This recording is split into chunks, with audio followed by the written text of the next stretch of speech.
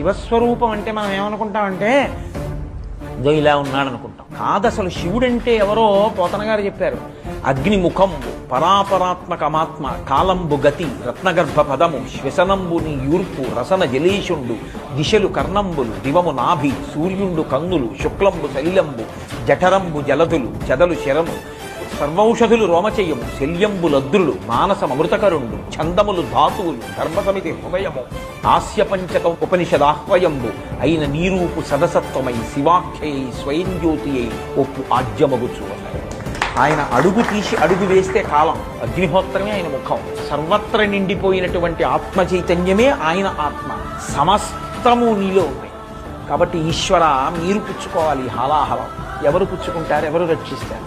ఆయన ఏమన్నాడో తెలుసా అండి? బతిమాలాడు అమ్మవారి దగ్గరికి. ఎవడు బతిమాలుకుంటాడండి? లోకం కోసం విషం తాగుతానంటాడా ఎవడైనా?